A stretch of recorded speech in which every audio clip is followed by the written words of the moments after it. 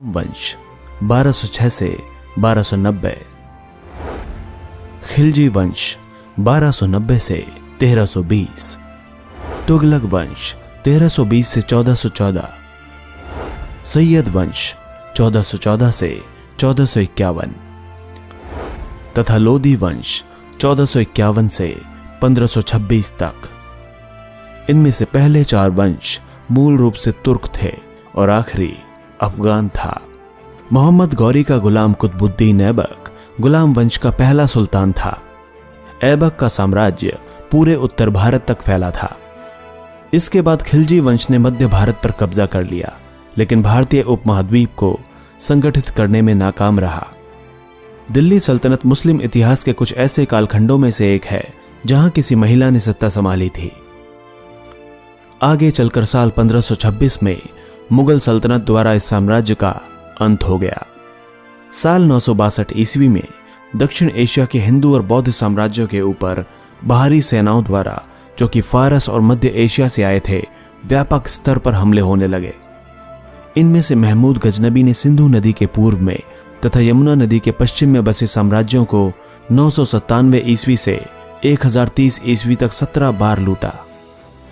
महमूद गजनबी अपने साम्राज्य को पश्चिमी पंजाब तक ही बढ़ा सका था, लेकिन वो भारत में स्थायी इस्लामिक शासन स्थापित न कर सका। इसके बाद गौर वंश के सुल्तान मोहम्मद गौरी ने उत्तर भारत पर योजनाबद्ध तरीके से हमला करना शुरू किया। उसने अपने उद्देश्य के तहत इस्लामिक शासन को बढ़ाना शुरू किया। गौरी ने अपने साम्राज्य को पूर्वी सिंधु नदी तक बढ़ाया और सल्तनत काल की नींव डाली। कुछ ऐतिहासिक ग्रंथों में सल्तनत काल को 1192 से 1526 तक के कालखंड का माना जाता है। 1206 में गौरी की हत्या कर दी गई। गौरी की हत्या के बाद उसके एक तुर्क गुलाम कुतुबुद्दीन ऐबक ने सत्ता संभाली और दिल्ली का पहला सुल्तान बना। ममलूक या गुलाम वंश 1206 से 1290। कुतुबुद्दीन ऐबक एक गुलाम था जिसने दिल्ली सल्तनत की स्थापना की। वो मूल रूप से एक तुर्क था। उसके गुलाम होने के कारण ही इस वंश का नाम गुलाम वंश पड़ा। ऐबक केवल 4 वर्षों तक ही दिल्ली का सुल्तान रहा।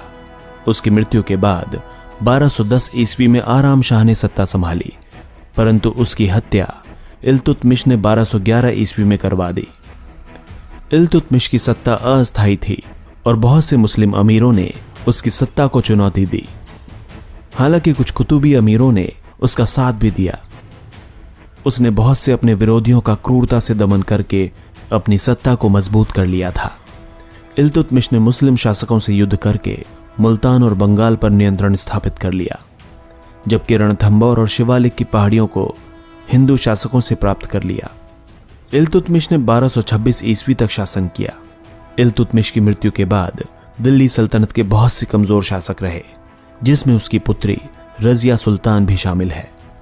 यह क्रम गयासुद्दीन बलबन, जिसने 1266 से 1287 ईस्वी तक शासन किया था, कि सत्ता संभालने तक जारी रहा। बलबन के बाद कैकूबाद ने सत्ता संभाली। उसने जलालुद्दीन फिरोज शाह खिलजी को अपना सेनापति बनाया। खिलजी ने कैकूबाद की हत्या कर दी और सत्ता हथिया ली, जिससे गुलाम वंश का अंत हो गया। गुलाम वंश के दौरान कुतुबुद्दीन ऐबक ने कुतुब मीनार और कुव्वतुल इस्लाम मस्जिद का निर्माण शुरू कराया, जो कि आज यूनेस्को द्वारा घोषित वर्ल्ड हेरिटेज साइट है। कुतुब मीनार का निर्माण कार्य इल्तुतमिश द्वारा आगे बढ़ाया गया और उसे पूरा किया गया। गुलाम वंश के शासन के दौरान ही बहुत से अफगान और फारस के अमीरों ने भी भारत में शरण ले ली थी और यहीं बस गए। खिलजी वंश 1290 से 1320। खिलजी वंश का पहला शासक जलालुद्दीन खिलजी था। उसने 1290 ईस्वी में गुलाम वंश के अंतिम शासक शमसुद्दीन कैमूर्स की हत्या कर सत्ता प्राप्त की थी। उसने कैकूबाद की तुर्क, अफगान और फारस के अमीरों के इशारे पर हत्या की थी। जलालुद्दीन खिलजी मूल रूप से अफगान तुर्क मूल का था। उसने 6 वर्ष तक शासन किया। उसकी हत्या उसके भतीजे और दामाद जूना खान ने कर दी। जूना खान ही आगे चलकर अलाउद्दीन खिलजी के नाम से जाना गया।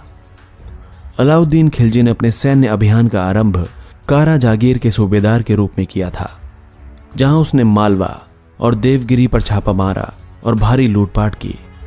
अपनी सत्ता पाने के बाद उसने अपने सैन्य अभियान दक्षिण भारत में भी चलाए। उसने गुजरात, मालवा, रणथंबोर और चित्तौड़ को अपने राज्य में शामिल कर लिया। उसकी इन जीतों का जश्न थोड़े समय तक रहा, क्योंकि मंगोलों ने उत्तर पश्चिमी सीमा से लूटमार का सिलसिला शुरू कर दिया। मंगोलों और अलाउद्दीन खिलजी के बीच कई युद्ध हुए। इन युद्धों में मंगोलों को खदेड़ दिया गया।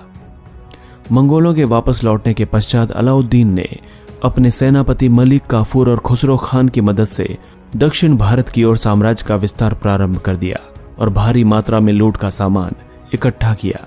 इन लूटों के दौरान ही वारंगल की लूट में उसे मानव इतिहास का सबसे कीमती हीरा कोहिनूर भी मिला। अलाउद्दीन ने कर प्रणाली में कई बदलाव किए। उसने अनाज और कृषि उत्पादों पर कृषि कर 20% से बढ़ाकर 50% कर दिया। स्थानीय अधिकारी द्वारा एकत्र करों पर दलाली को खत्म किया। उसने अधिकारियों, कवियों और विद्वानों के वेतन भी काटने शुरू कर दिए। उसकी इस कर नीति ने खजाने को भर दिया, जिसका उपयोग उसने अपनी सेना को मजबूत करने में किया। उसने अपनी कृषि उत्पादों और माल की कीमतों के निर्धारण के लिए भी एक योजना बनाई। कौन सा माल बेचना है, कौन सा नहीं, उस पर भी उसका नियंत्रण था। उसने सहानाए मंडी नाम से कई मंडियां भी बनवाई। फसलों पर लिया जाने वाला कर सीधे राजकोष में जाता था। इसके कारण अकाल के समय उसके सैनिकों की रसद में कटौती नहीं होती थी। अलाउद्दीन अपने जीते हुए साम्राज्यों के लोगों पर क्रूरता भी करने के लिए मशहूर था। अलाउद्दीन को यदि उसके खिलाफ किए जाने वाले षड्यंत्र का पता लग जाता था तो वो उस व्यक्ति को पूरे परिवार सहित मरवा डालता था। अलाउद्दीन की मृत्यु के पश्चात 1316 में उसके सेनापति मलिक काफूर ने सत्ता हथियाने का प्रयास किया, परंतु उसे अफगान और फारस के अमीरों का समर्थन नहीं मिला। आगे चलकर मलिक काफूर भी मारा गया। खिलजी वंश का अंतिम शासक अलाउद्दीन का 18 वर्षीय पुत्र कुतुबुद्दीन मुबारक शाह था। उसने 4 वर्ष तक शासन किया और खुसरो शाह द्वारा मारा गया। खुसरो शाह का शासन कुछ महीनों में ही समाप्त हो गया। जब गाजी मलिक ने